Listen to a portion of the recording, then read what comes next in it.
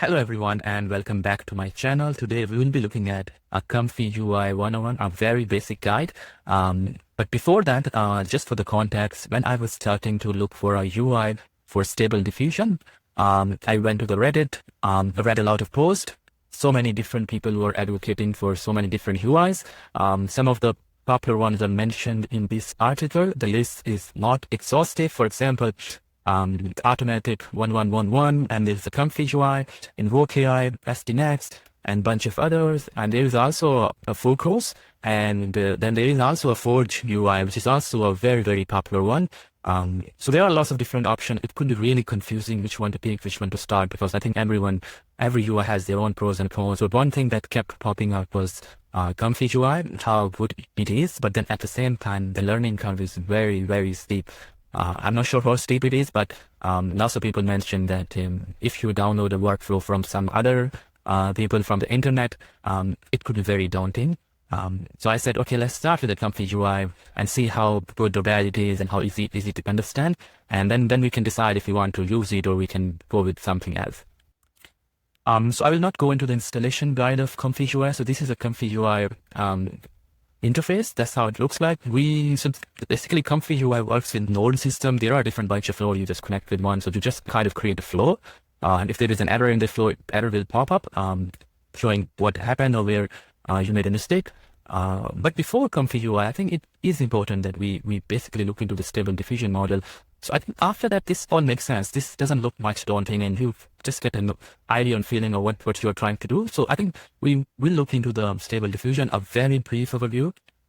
So there are a few key concepts that we need to learn. A very brief overview. I have a background in machine learning. I work as a data scientist. You might be working as a graphic designer or a programmer or just someone who doesn't have a similar background. So one of the key concepts is the Encoder Decoder architecture.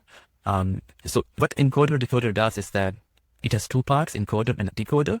The encoder encodes all the information that is present in the input sample. Let's say it's an image, and it compares it to a low dimensional space. We call it a latent space.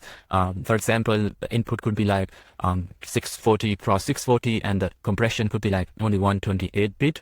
128-bit binary representation of 1 and 0s, and then the decoder will take that and try to reconstruct the original image. So there is always a loss involved with it. It's not like you input and then you have such a beautiful low dimensional representation and then you can just reconstruct it. So there is the reconstruction output could be a bit blurry, or it could have some artifacts or whatever. But the more data you have, the more parameter you configure. It's usually better. Most of the time it is made up of a fully or convolutional layers or a unit architecture or whatever, depending upon, but we don't need to go into the details. So let's deep dive into the latent space. So latent space is usually the midden part of the encoder decoder. It's just a low dimensional representation. For example, we could have a 3D latent space. There are different points in this 3D could represent different objects which were part of the training data. So let's say if you take this representation of this point, it could be a representation of an aeroplane or a bottle or a chair, and then you just send it to a decoder network and then it will decode. So I think this is an important part of the network to learn how the key concept of encoder and decoder works. All right, the next concept is variational autoencoder. The only thing that you have to remember that is different from the encoder decoder is that encoder decoder runs a simple single fixed representation in the latent space for each input. What the VAE does is that it learns a probability distribution, which has a certain different advantages, and then you just sample from the probability distribution, and then the output or that sample goes to the decoder, and then you get a reconstructed image. Another key concept is embedding spaces. It is somewhat similar to the latent space. So the idea is that items that are semantically similar to the original data are mapped to the points that are close to each other. That's, I think, we want to remember. For example, you could have an embedding of male, female, or you could have a country capital, or you could have like a school and a principal and things like that. So it's also just remember that this is a low dimensional space representing a semantically similar concept or objects. The main thing that we use within the Stable Diffusion is a clip. So how it works, it has an image encoder, a text encoder. Similarly, as we learned, text encoder encodes text like your prompt, and image encoder encodes images into low dimensional embedding. The twist here is that the training data is a massive data set of image and text pairs. So much similar, we learned joint embedding of image and text. So the model knows like this embedding represent text and this embedding represent image. And then we have a joint representation, which is helpful to inform the diffusion model to run a representation of image versus the text. Another key concept is KSampler. So this is where the magic happens. We start with a clean image, or we can condition the image.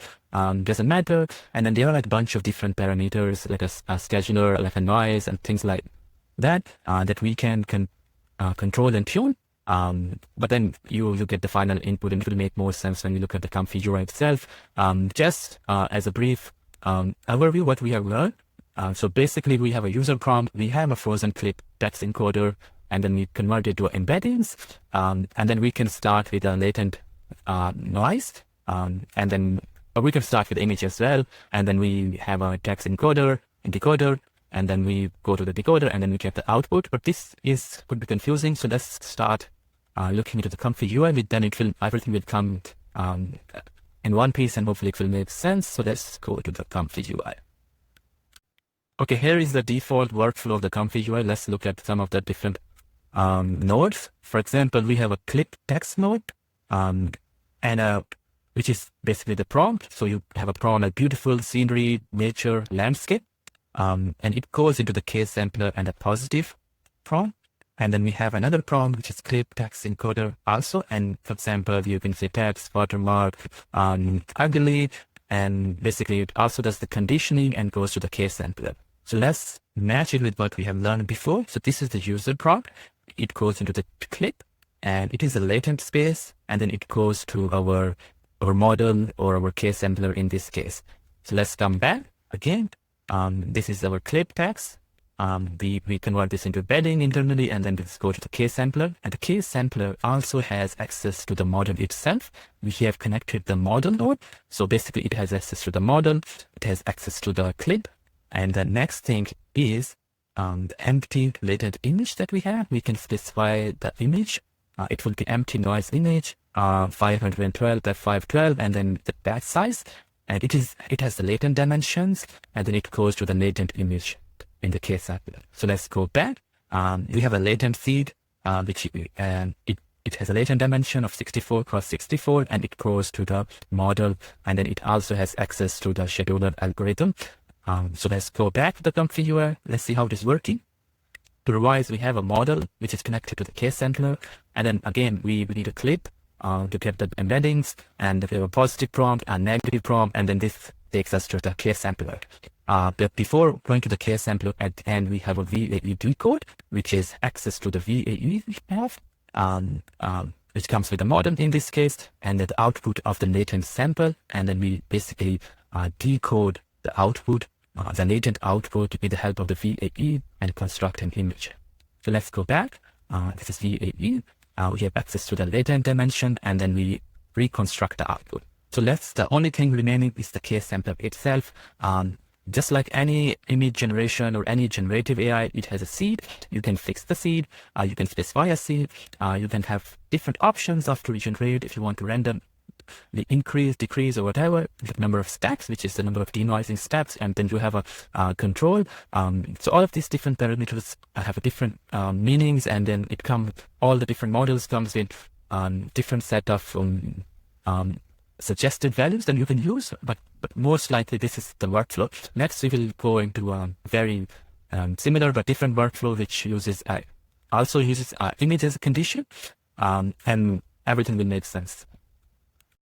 Okay, now we are looking at that image-to-image workflow. So previously we looked at image-to-text workflow. So just for the context, we have two different workflows. One workflow is here, and the other workflow is here. So these are two separate workflows. The text-to-image was the simple one that we have looked before. So we started from the empty latent image, but with the image-to-image, instead of starting from the empty latent image, we start from our image. From a given image, so we load the image, so this node, and just we pass that node into VAE encode. For the context, the reason we do it is that the text, the unit accepts a latent space, not actual image. So we convert that into the latent space and give it to the model. And we also have the image prompt to give it to the model. We connect the VAE as well, because we need to use the VAE to encode this image to the latent space, and the output itself is a latent space. Previously, we started from the empty image and we had the latent space available, so we just connected it. But now, because we start from the actual image and not the empty image, we have to encode it. And what's the best way to encode? We use the VAE that's available with the model. We get a latent output and then we give it to the latent image. So in this case, we have a text prompt and we have an image. So our output generated image will be conditioned on both the text prompt and the input image. And the way it's done is using this denoise, so we can control the effect of image or the noise applied to the text prompt. You can play with the different values, but just to show you, we started with this image, which is exactly this image we had here. So the prompt here was beautiful scenery, nature, landscape. Now the prompt is beautiful scenery, comic book style, and we give the image and we put it into the model, and the output is again VAE decode, and we get a kind of a comic book style representation of the input image. So hopefully this architecture now makes sense. The actual model, the unit, takes the embeddings of the latent space.